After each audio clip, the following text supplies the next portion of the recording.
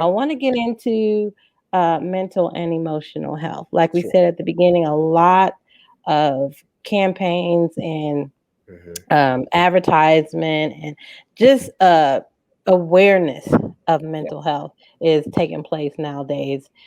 Let's start by getting a definition of mental illness because it's so much and there's so many definitions or Hmm. different types of scenarios. Hmm. you know we could all just have convoluted or what we think is right or what we see on TV or whatever, but what is an actual definition of mental illness? Great. I'll start by giving the definition for mental health because I believe that would help. Awesome. So, mental health, excuse me, is satisfactory adjustment to the demands of life. Mm. Simple. So, my ability, your ability to adjust to the demands of life, such as stress, pressure, that would speak to your mental health. So, because we all have a soul, we all should be concerned about our mental health. Inside of the soul, the nephesh is the mind, will, and the emotion. So that's one part of us. That's one piece of us. So, just as we are concerned about our physical health and our spiritual health, we can't leave our mental health out. And I Right. gave that definition first because often many people get mental health and mental illness confused. And so when you Gotcha. say we're going to have a mental health symposium, a mental health workshop, a mental health teaching, well, people automatically go to, I'm good, or this, I'm not crazy. Nobody said you are, right? But it's with the mind, Romans 7:25, that we serve the Lord. And Yeah. so just as we are maintaining our physical health, and we have to do certain things to make sure our physical health is in order. We have to do certain things. We have to be proactive. Faith without works is dead. We have to do certain things to make sure our spiritual health is in order, that is maintained.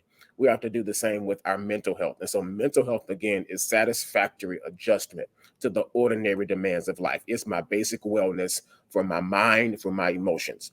On the other hand, mental illness is a brain disease that Mm. impacts one's ability to adjust to the ordinary demands of life. And That's so good. when you have a mental illness coming in, that means that someone has gotten to the point where they don't have the ability to manage something like stress. A pandemic will test mental health and maybe move someone into the zone of mental illness because they don't have that ability to make the adjustment. They don't have resilience to be able to handle or to deal with the stress or the pressure that they are experiencing. So that's the difference between mental health and mental illness. It's a brain disease that impedes my ability to handle life. Okay, so what would be the difference, or is there a difference between mental illness versus an emotional breakdown? Mm. So when you deal with breakdown, um, the word breakdown literally means a failure. And so an emotional breakdown doesn't necessarily mean that there's a mental illness present. That just maybe mean that someone is not maintaining good mental health. So they're not doing, or didn't have, let me say it this way, they didn't have the coping skills to be able to handle what was coming. Gotcha. Yeah, so that's where we sometimes see what you may call a breakdown, but that doesn't necessarily mean that a person is mentally ill. When you think about mental illness, I tell people that it's graded on a continuum, and so when you think continuum, just think a straight line, 0 to 10. If you go to the doctor and you're in pain, you go to the emergency room, they probably will ask you on a scale from 0 to 10, where's your pain? Yeah, and so Right. you give an answer based on where you are on that line, on that scale. That's a continuum. So when we think about mental health, it's the same thing. It's on a continuum. And so, let's just give some arbitrary numbers: zero to Sure. three, 0 to 5, good mental health. That's where we all kind of strive to be: 0 to 3, 4. By the time you get to 5, kind of tipping over a little bit, kind of red zone, that may be something like a pandemic, a divorce, grief, that may kind of push you a little further. And let's say 10 is mental illness. Let's say I don't deal with that and I start getting to a 6. it's starting to go up a little bit on the continuum. If I don't put some skills in place, if I don't have any and I don't go to counseling, I don't talk to somebody to help get me down that scale, then Mm-hmm. I could potentially continue to go over toward that 10. So when we think about mental illness, think about that. So the breakdown doesn't necessarily mean that I have a mental illness, but if I continue to let the breakdown happen and I don't plug in that hole, so to speak, then I could open myself up for a mental illness. Got you. So you could be someone that is lower on that scale, 0 to 3. But if you're not, like you said, taking care of it or doing Mhm. something about it, it can turn into an illness. Absolutely. Absolutely. Gotcha. Okay, so that kind of breaks it down some more because I didn't even know that part. Mhm. But with that, um, you were talking about therapy and other things Yeah. that could help deal with that. What are some things that people can do to help overcome or to treat their mental state? hmm Well, um, an ounce of prevention is worth a pound of cure. And so, back to those coping skills, many individuals don't have adequate coping skills to be able to deal with life, to deal with stress and pressure, and when things just come up. And so, what we tend to do, and this is kind of what opens people up to going toward that 10, what we tend to do is suppress what we're feeling, and not really deal with it. And so there's no healing that can come once it's buried. And so we Mm. suppress it, and it's just going into different parts of our body, right? It's impacting our spiritual life. But the amazing thing about counseling is that you're not just going to vent, right? You're not just going to talk, because that's a friend, right? Right. But Mm-hmm. counseling, that's someone who's trained to walk you through a process and to give you some coping skills, to give you some homework and say, okay, this is kind of what you're experiencing. And what you're experiencing now, you don't even realize it because you have been suppressing it. But what you're experiencing now is connected to something you experienced when you were 10. Wow. So, you get to kind of connect the dots in the counseling room in therapy, because you Mm-hmm. get to see, okay, this is why okay, that's a trigger.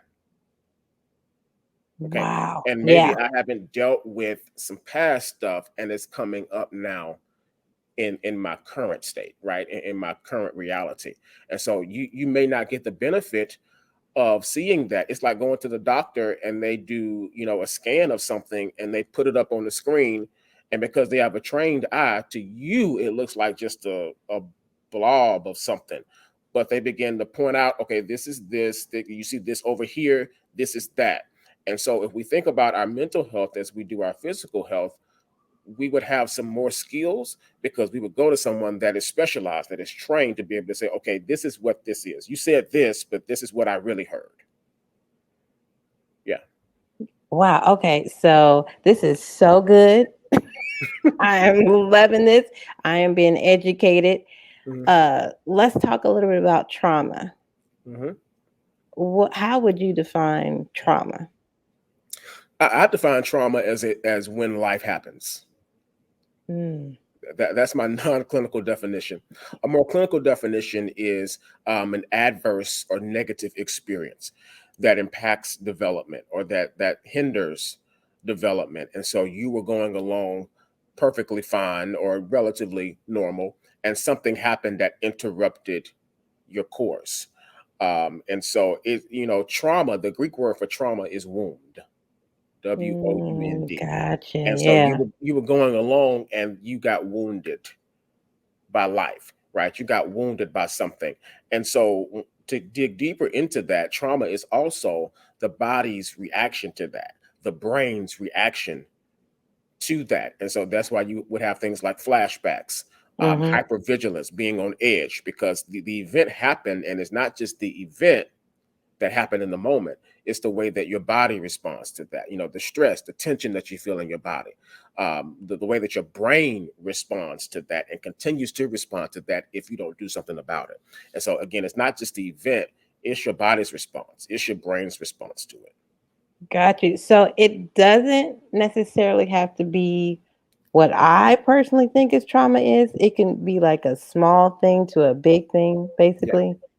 Yeah. Trauma is in the eye of the beholder, just like beauty. Got you. And Yeah. so what's traumatic, and this is where we get into a danger zone with people, with comparing ourselves and with just being non-empathetic, right? Because just because something was not traumatic for you, it doesn't mean that it was not traumatic for someone else. So I've Got you. seen Yeah. things where, two people were in the same incident. They were two people were in the same accident, car accident. I'm pulling personal examples. Two people were in the same house and they have different perspectives on what happened because everybody's different. Yeah. Things impact people differently. And so that's why we should shy away from things like, okay, you should be over that by now. That was nothing. Well, to you, and that there's a whole science behind, different how different things impact different people. But to not go into all of that because it really deals with resilience, Yeah. right? But to not even get into that, just basic empathy says this impacted them this way. I didn't really experience it that way, thank God, but I'm Mhm. empathetic of them. So it's really in the eye of the beholder.